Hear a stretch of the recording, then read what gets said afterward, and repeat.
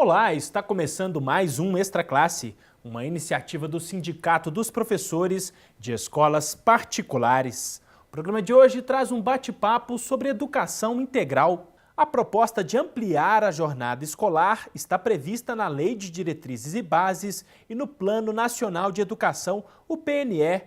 O assunto foi discutido em seminário internacional na Universidade Federal de Minas Gerais, que mostrou também como a cidade pode se tornar um espaço educativo. E quem está aqui conosco para falar sobre este assunto é Lucinha Álvares, professora da Faculdade de Educação da Universidade Federal de Minas Gerais e coordenadora do grupo Territórios, Educação Integral e Cidadania. Olá, professora, seja bem-vinda, é um prazer recebê-la aqui em nosso programa.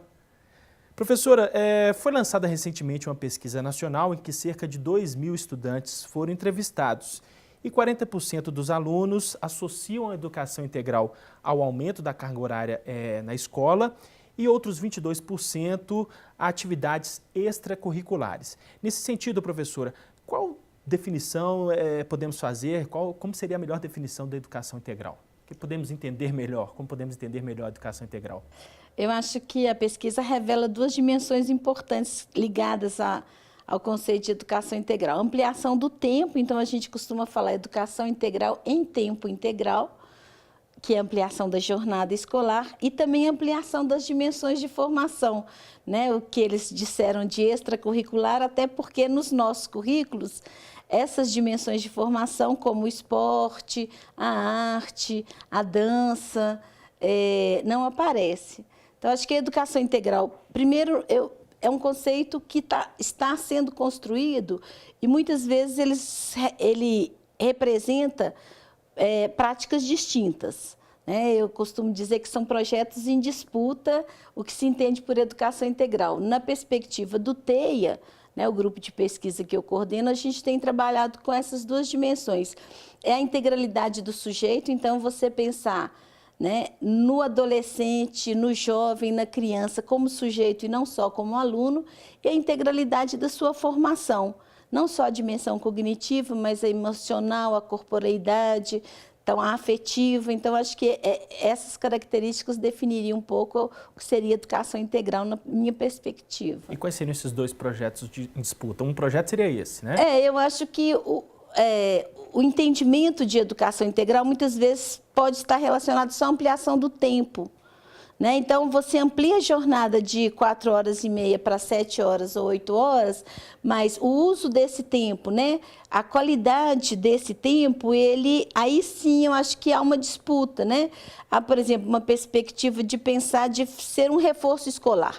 Então, eu vou reforçar aquilo que já se faz, né? Há uma outra perspectiva da qual eu defendo, é que precisa ampliar até para poder reforçar esses aprendizados, é preciso conectar mais com a cultura da experiência e mais legitimar, né, saberes que até então, historicamente, a escola não legitimou.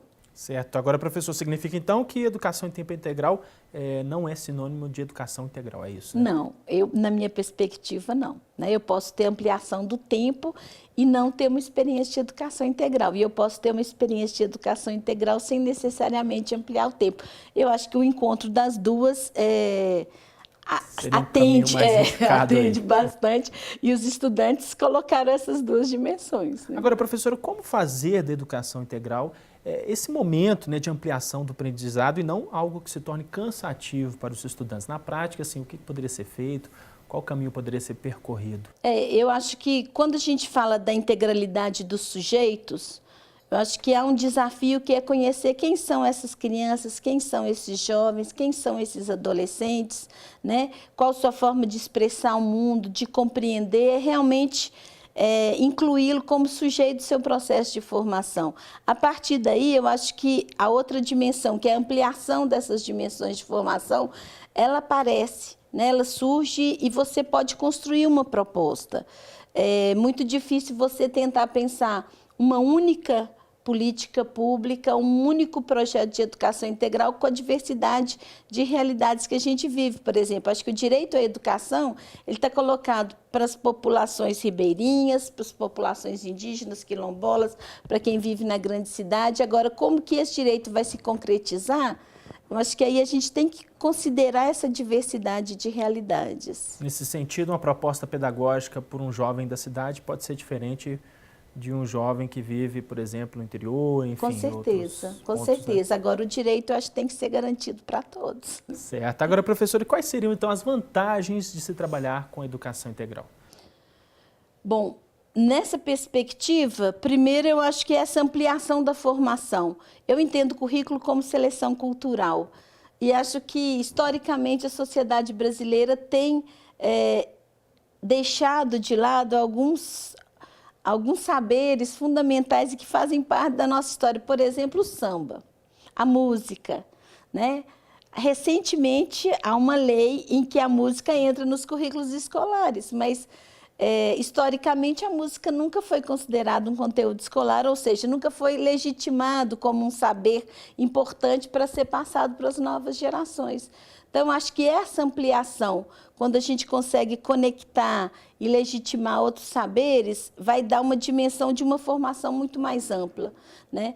A outra é a possibilidade de conectar. Eu não consigo pensar uma educação integral feita só por uma instituição, né? Só para a escola. Então, a gente precisa pensar numa dinâmica muito mais colaborativa, numa proposta muito mais intersetorial, onde realmente se assuma essa formação. Outros setores da sociedade estariam participando desse... Com certeza. Eu acho que esse é um grande desafio, né? A gente não pode pensar agora, vamos ter educação integral e é uma escola, é um professor responsável por essa formação. Acho que não se faz educação integral só dentro da escola, não se faz educação integral só na responsabilidade dos professores. Certo, professora, eu vou convidá-la para assistirmos a uma reportagem feita por nossa equipe sobre esse assunto e logo em seguida a gente volta a conversar, vamos lá? Então. Alunos e professores vivem tempos de mudanças. Ambos tiveram a permanência na sala de aula ampliada em diversas instituições de ensino da rede pública e privada no Brasil. Desde 2009, 500 municípios aplicam uma nova jornada escolar. Segundo pesquisa encomendada pelo Ministério da Educação, cerca de 1 milhão de alunos em todo o país passam mais de 4 horas por dia no ambiente escolar. Quem pensa que um tempo a mais na escola é garantia de educação integral de qualidade está enganado.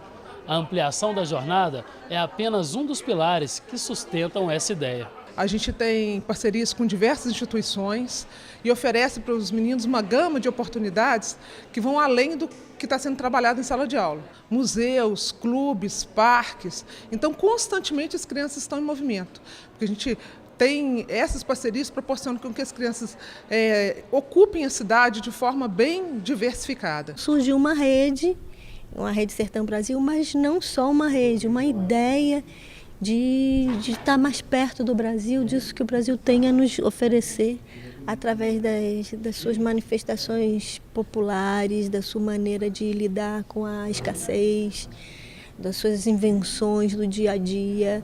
Então isso nos interessa muito para pensar um Brasil possível, mais simples, mais alegre, pautado no movimento da criança e nos ensinamentos dos mais velhos, né? Existe a ideia do sertão, né? A ideia de nós nos aproximarmos mais do que é o Brasil, do que somos nós internamente e como nós podemos interagir com as escolas públicas, pensar numa cidade mais justa, mais aberta para as crianças, mais delicada também. Então é uma proposta de arte e educação ampla. Essas e outras experiências de profissionais, professores e alunos fizeram parte de um seminário internacional na UFMG. Durante 4 dias, eles tiveram a oportunidade de diálogo e troca de conhecimentos sobre as múltiplas dimensões que a cidade oferece na construção de uma educação integral. A universidade, o papel dela é justamente esse, né? De potencializar com pesquisa, com estudos e acompanhamento dos projetos, no sentido mesmo de colocar em pauta essa discussão dessa educação ampliada, dessa dimensão formativa que hoje a gente está apresentando aqui no seminário, na perspectiva do espaço da cidade, não só do espaço, né? Da cidade, né? E aí é esse o papel, é dinamizar, potencializar essa discussão de que a educação ela não está restrita aos espaços, ao ambiente da escola. Para o consultor espanhol César Munhoz, a educação integral não é simplesmente uma extensão do horário na escola.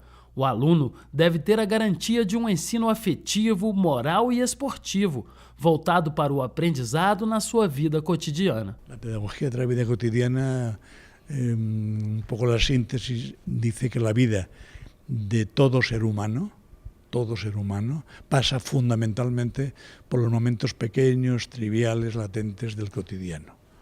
Y que no se puede jamás trabajar para el otro, porque es una postura alienante.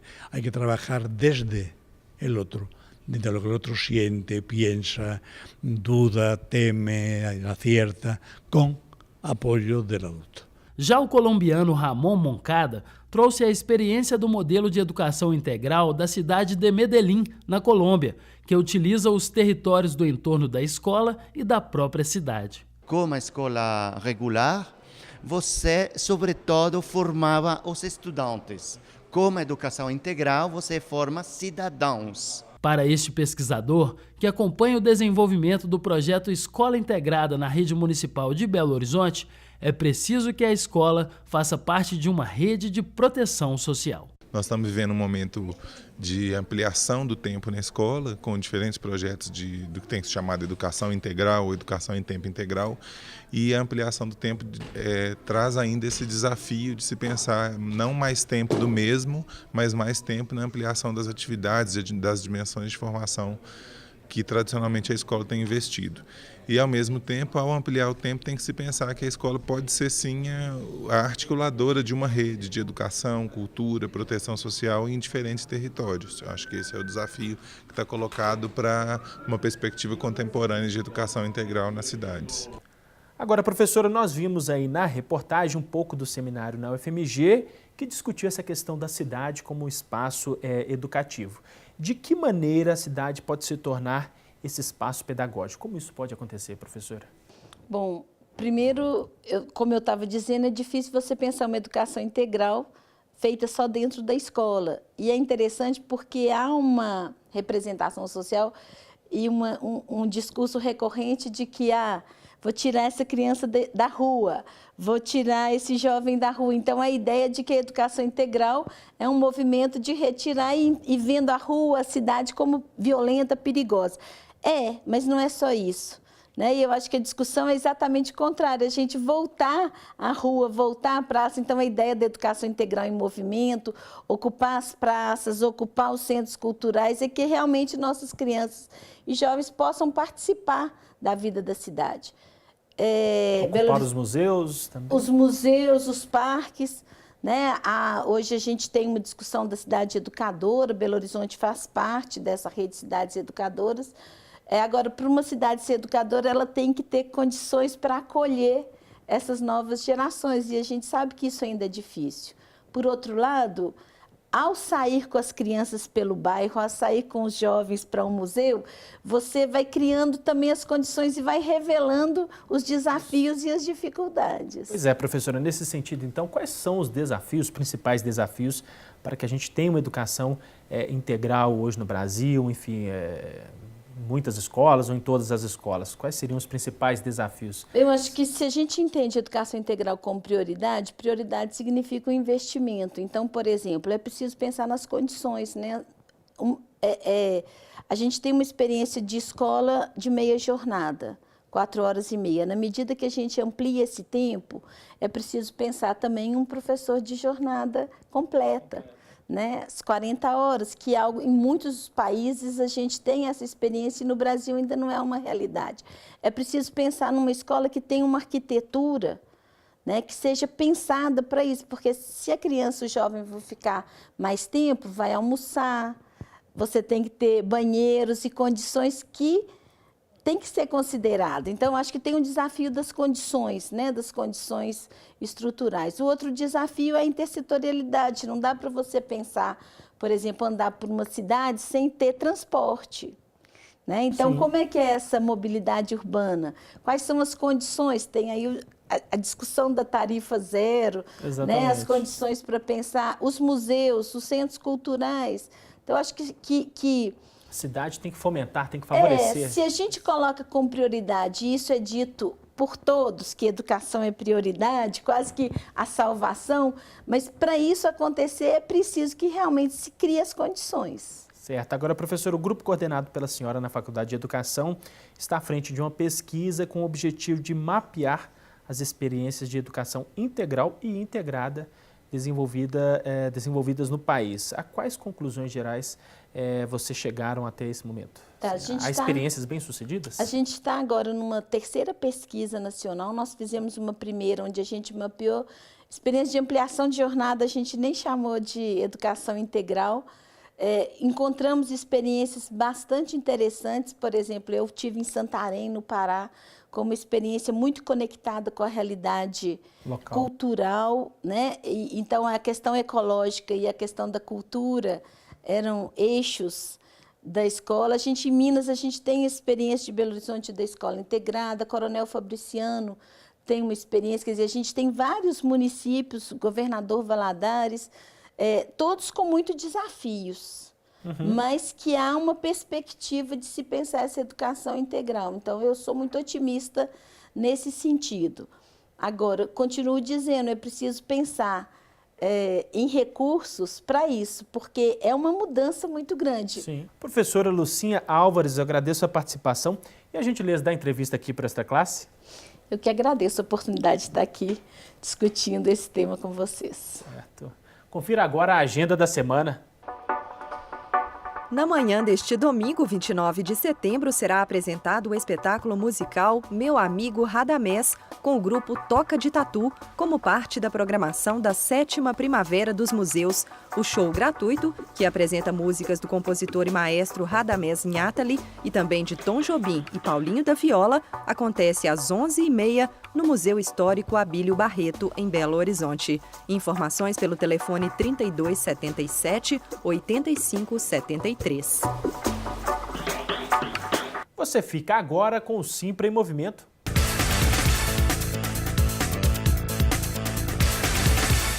Em função dos Jogos da Copa do Mundo no Brasil em 2014, professores e donos de escolas assinaram um termo aditivo à Convenção Coletiva de Trabalho, que prevê alterações no calendário escolar para o ano que vem. O que nós fizemos, em acordo com o Sindicato dos Donos de Escola, foi estabelecer um período de recesso, de acordo com a lei da Copa, que vai de 12 de junho até 13 de julho. E as aulas iniciando-se em 3 de fevereiro e encerrando-se em 17 de dezembro. O calendário será elaborado em cada escola, respeitando-se esses períodos.